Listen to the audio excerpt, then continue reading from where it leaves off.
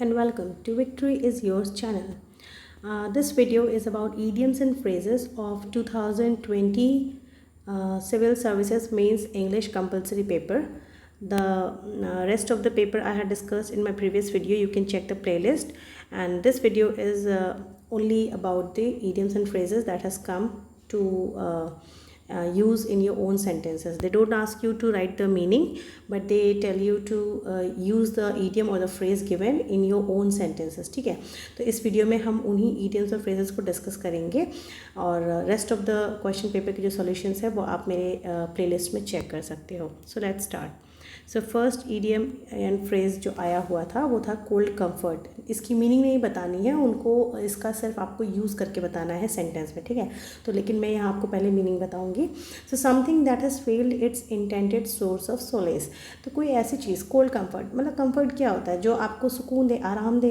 लेकिन cold comfort यानी कि उसका जो इफ़ेक्टिवनेस है वो कम हो गया है. मतलब अब उस चीज़ का कंफर्ट से कोई लेना देना नहीं है, हो तो भी ना हो तो भी. ओके, सो इसको अगर मैं यूज़ करूँ सेंटेंस में, तो the news of my nominal hike in salary was a cold comfort after being not given team leadership of the project. ठीक है, तो कोई पर्सन है जो चाहता था कि कोई एक अच्छा प्रोजेक्ट है, उसकी लीडरशिप उस पर्सन को मिले, लेकिन उसको ना देकर किसी और को दे दिया. मे बी कोई भी हो सकता है, और उसको बहुत थोड़ा सा मामूली सा हाइक दिया कि just a kind of lollipop, है ना.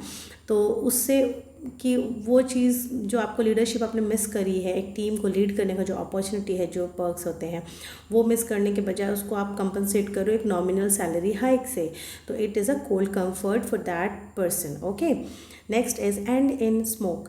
एंड इन स्मोक का लिटरल मीनिंग है कि सब कुछ कहते हैं ना, जल के खाक हो गया. ओके, सो हिंदी में तो उसका इंग्लिश है ये एंड इन स्मोक. मतलब कि जब to come to nothing, to have no positive result, मतलब जिसका कि परिणाम जो है अंत में वो शून्य निकल रहा है. ठीक है, तो जल के खाक होने का मतलब यही होता है कि इन टोटलिटी जो रिजल्ट है वो नेगेटिव है या नथिंग है या आपकी आशा के अनुरूप नहीं है. Okay, so for an example, Mohan's hopes of bright future ended in smoke after being trapped in corruption and bribes charges. ठीक है, तो मोहन है, उसको कोई अच्छी जॉब लगी थी and he thought of a bright future for himself, लेकिन समहाउ कुछ ऐसा हुआ कि he was trapped in corruption and bribe charges, और इसलिए अब उसके करियर पे, उसका जो अच्छा सा करियर आगे होता फ्यूचर के लिए, बहुत अच्छी उसको प्रमोशंस वगैरह मिलती, उस पर एक धब्बा लग गया है. सो हिज ब्राइट फ्यूचर की जो उसकी होप है वो एंड इन स्मोक. ओके, वो ख़त्म हो गई, धूमिल हो गई.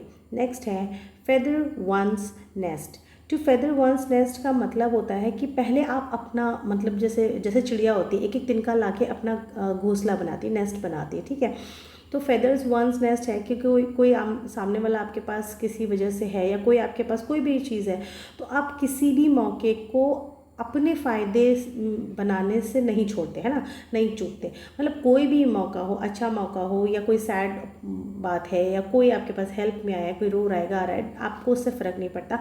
आप पहले अपना प्रॉफिट, अपना मार्जिन देख रहे हैं, आप अपनी अपॉर्चुनिटी को देख रहे हैं. ठीक है, to make money for oneself in an opportunistic manner और सेल्फिश वे. जैसे गांव में साहूकार वगैरह होते हैं ना, तो किसी के घर में कोई बीमार हो गया तो उसकी माँ या उसकी वाइफ है, अपने कुछ गहने वगैरह लेके आती है कि इसको रख लीजिए और हमें कुछ पैसे दे दीजिए, तो वो उससे हाई इंटरेस्ट चार्जेस पे ब्लैंक पेपर पे साइन करा लेते, जैसा पुरानी मूवीज़ में भी दिखाते हैं इस तरीके की जो चीज़ें हैं. तो यहाँ पे क्या है कि उसको इस बात से कोई सिंपैथी नहीं है कि वो पर्सन जो बीमार है या उसकी हेल्प करनी चाहिए, ह्यूमैनिटी क्या होती है या एक हेल्पिंग हैंड क्या होता है. उसको पहले अपना प्रॉफिट देखना है, अपनी चीज़ें देखनी है ना. So to make money in an opportunistic manner.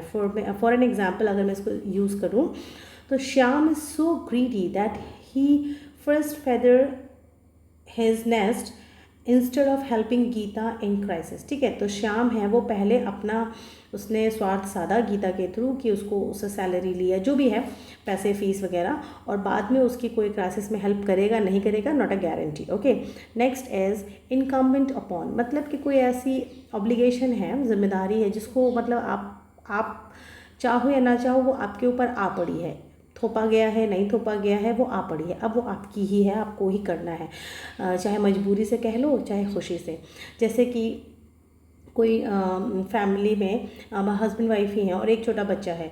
अब हस्बैंड बाहर जाते हैं, वाइफ भी काम करती थी, लेकिन जब से बेबी हो गया तो अब वन हैज़ टू सेक्रीफाइस। तो अब ये इनकम्बेंट हो जाता है उस मदर के ऊपर, उस टू बी मदर के ऊपर, या उस जो बाद में बच्चा बेबी आ गया तो माँ भी बन गई है, माँ के ऊपर, कि she has to quit the job, है ना, for that period of time. और उसके बाद तो फिर क्या ही होता है। सो इनकम्बेंट अपॉन, ठीक है। तो इम्पोज और expected in an obligation manner, ये माँ की ही ड्यूटी समझी जाती है कि पहले वो ही सेक्रीफाइस करे। Okay, so for an example, being eldest son Mohan felt it's incumbent upon him to pay the remaining debts. तो कोई व्यक्ति है जो गुजर गया, है ना, उसकी डेथ हो गई है और उसके ऊपर काफ़ी सारा कर्जा था। अब उसके 2-3 बच्चे हैं, मान लीजिए एक से ज़्यादा बेटे हैं, बेटियां हैं, जो भी हैं, लेकिन चूँकि वो बड़े हैं, जो मोहन बड़ा है, सबसे बड़ा है, तो ये चाहे अनचाहे मोहन के ऊपर ये सर पे आ पड़ा है कि अब बाकी सारा जो भी डेट है वो सारा उसको ही क्लियर करना है अपने फादर का। Okay, so incumbent upon. Next is laugh in one's sleeve. इसका मतलब ऐसे होता है जैसे आप हिंदी में कहते हैं ना कि कोहनी ऐसे करके हंसना, है ना, तो मुंह छुपा के हंसना जिसको बोलते हैं। तो एक्चुअली में ये तब बोलते हैं जब सामने जैसे कोई सड़क पे जा रहा है और कोई स्लिप करके गिर गया, तो फर्स्ट क्या होना चाहिए कि उसकी मदद होनी चाहिए। लेकिन most of the time unknowingly और नोइंगली ऐसा ही होता है कि लोग पहले उसके ऊपर हंसते हैं, बाद में हाथ बढ़ाया मदद के लिए या नहीं बढ़ाया, दैट इज़ डिफरेंट थिंग, लेकिन पहले उसके ऊपर हंस लेते हैं। या कोई भी फॉर दैट मैटर, अगर ऐसा भी समझो कि कोई नया काम कोई शुरू करता है, कोई भी बिजनेस करता है, तो पहले उसके दोस्त, उसके रिश्तेदार पहले उसको क्रिटिसाइज़ ही करेंगे, अरे तुमसे तो नहीं हो पाएगा, या फ्लॉप हो जाएगा, या अरे इसके तो बड़े बड़े सपने थे, अब ये कर रहा है, ये ऐसा कर रही है। तो इस तरीके की चीज़ें होती हैं, ठीक है।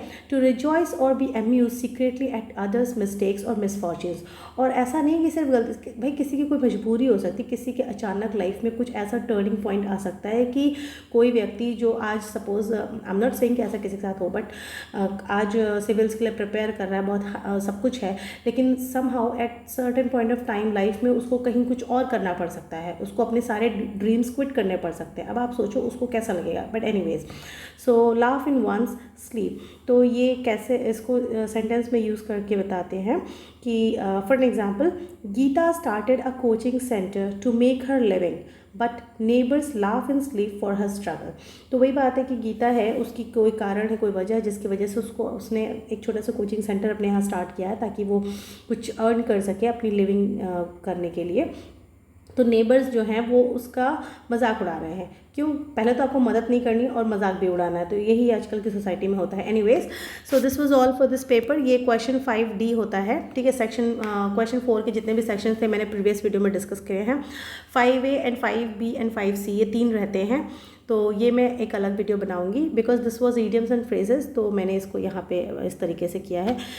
फ्रेंड्स, ये पूरा पेपर मैं एक साथ इसलिए नहीं ला पा रही हूँ क्योंकि इसको पूरा बनाना, सब तरीके से सब कुछ करना मेरे लिए बहुत टाइम टेकिंग है and I can not devote so much of time. मेरी अपनी पर्सनल कुछ ऑब्लिगेशंस है, ठीक है। तो इसलिए आप प्लीज़, मैं सेक्शन बाय सेक्शन ले लेती हूँ, जो मेरे लिए कन्वीनियंट है वो पहले उठा लेती हूँ, जो थोड़ा सा टाइम लगता है। जैसे अब मुझे सेक्शन 5A 5B के लिए मुझे पहले आंसर्स लिखने होंगे and then I will click a picture and then I will come up with the video. Okay, so please आप मेरे कंटेंट को समझें, क्वालिटी को समझें, ना कि प्रेजेंटेशन को। Okay, so presentation also matters, but इतना बुरा भी नहीं है कि आपको समझ में ना आता हो या आपको कन्फ्यूजन होती हो, है ना। So my motto is your concept clearance, आपको थोड़ा सा एक आइडिया देना, एक बूस्ट देना, एक उत्साह बना रहे आपका, और ना कि fancy videos banana. Okay, so I believe in simplicity, straight to the point. So that's it for this video. Thanks for watching. Please share, subscribe and also press the bell icon. आप कुछ लोग को, मुझे कुछ लोग से पता चला कि नोटिफिकेशंस नहीं मिल रहे हैं, सो प्लीज़ आप बेल आइकन प्रेस कीजिए ताकि आपको नोटिफिकेशंस मिले, आप टाइमली वीडियो देख पाएँ। मैं हर दिन एटलीस्ट 1 से 2 वीडियोज़ में लाती ही हूँ बाय एनी मीन्स, मैं कैसे भी करूँ। टाइम में भी लेट नाइट भी आते हैं मेरे वीडियोज़, लेकिन मैं पर डे एक वर्ड ऑफ द डे का वीडियो तो आता ही है। And after that also I try कि मैं 1 से 2 वीडियोज़ लेके आऊँ। I am trying my hard, I am trying very to the best of my efforts. Please आप मेरा सपोर्ट करें, share, subscribe and also press the bell icon. Okay, thank you so much, be victorious.